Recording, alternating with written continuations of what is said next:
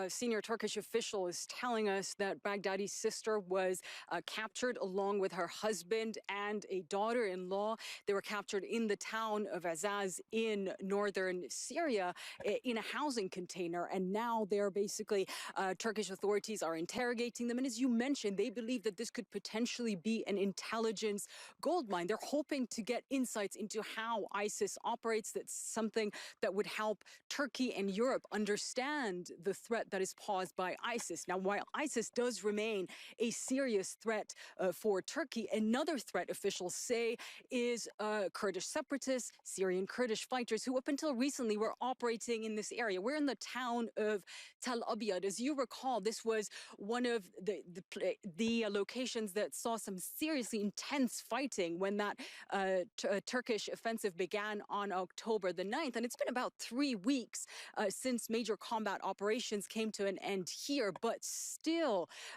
we're seeing Turkish forces who we're embedded with today carrying out clearance operations. They're sweeping areas and sweeping them multiple times, checking for explosives, for devices that have been left. And we're told by Turkish officials that they're finding explosives on a daily basis and diffusing them, anywhere between 10 to 100 devices on a daily basis, according to a senior Turkish official. And just a short time ago, a car bomb, we're told, exploded in the center of the town of Tel Abyad. This just coming a few days after that devastating car bomb attack that you mentioned took place at a marketplace, a civilian area where at least 19 people were killed in that attack on Saturday. Now, no one claimed that attack, but Turkey blames Kurdish fighters for that attack. The Syrian Democratic Forces, that mainly Syrian Kurdish fighting force, have denied any responsibility for that attack.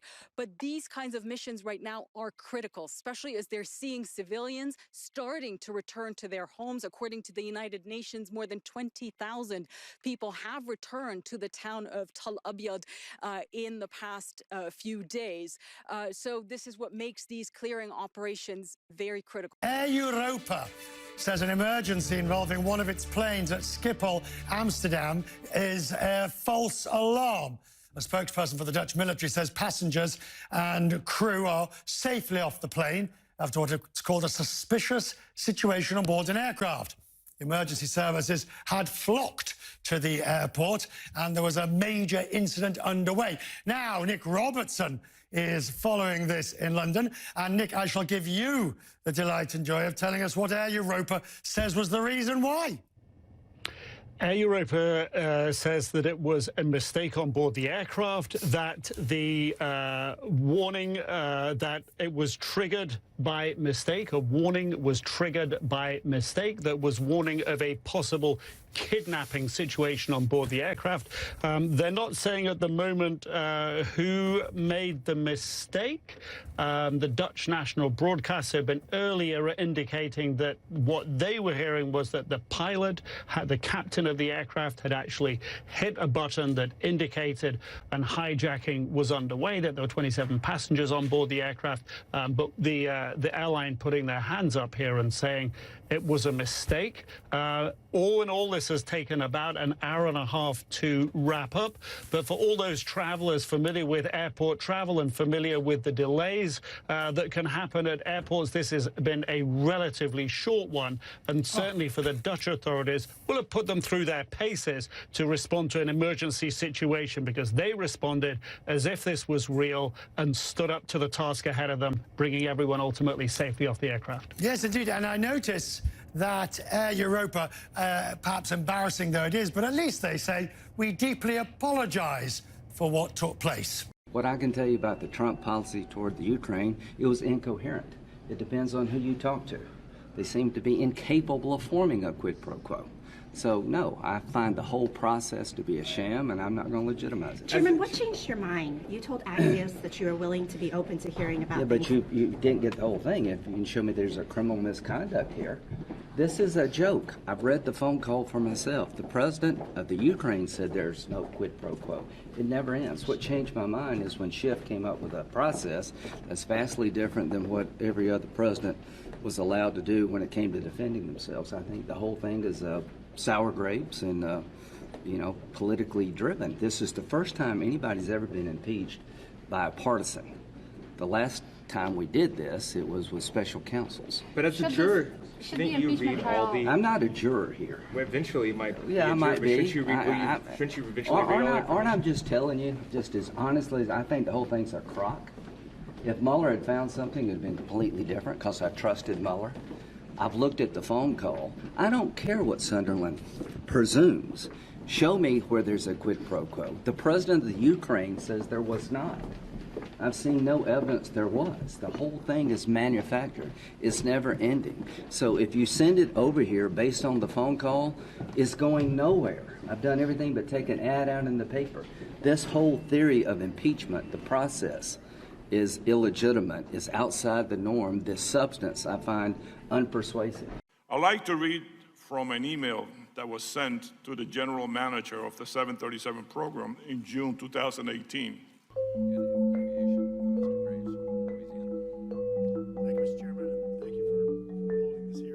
The email comes from a senior manager on the final assembly team for the 737 MAX, and it reads like this: I have some safety concerns that I need to share with you as the leader of the 737 program. He wrote, today we have 38 unfinished airplanes located outside the factory. The following concerns are based on my own observations and 30 years of aviation safety experience. My first concern, he states, is that our workforce is exhausted. Employees are fatigued from having to work at a very high pace for an extended period of time. Fatigued employees make mistakes. My second concern is schedule pressure in creating a culture where employees are either deliberately or unconsciously circumventing established processes. These processes breakdowns come in a variety of forms, adversely impacting quality.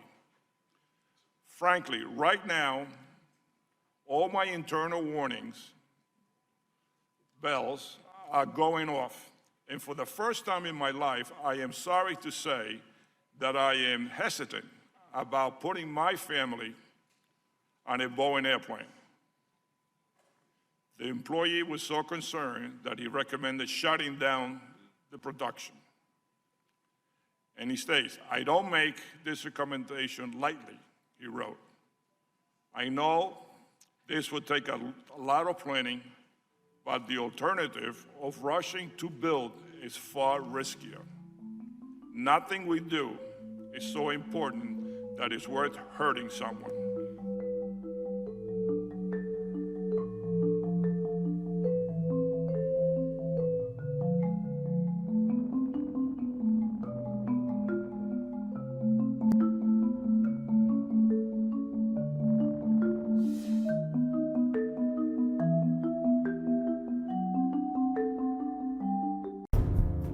The World Health Organization estimates 35 million people worldwide are living with HIV. About 1.2 million are in the United States, where an estimated 50,000 people each year become infected.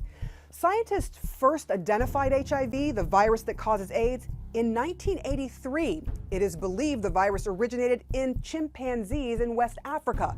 Humans came in contact with their blood and became infected. Now, this is a picture of what the virus looks like under a microscope. Once infected with it, symptoms can include fever, headache, sore throat, rash, swollen lymph nodes. But in some people, HIV symptoms don't appear for years. The U.S. estimates 1 in 8 people that are infected with HIV don't even know it. So for 3 decades since HIV was first identified, does being HIV positive mean a death sentence? The answer is no.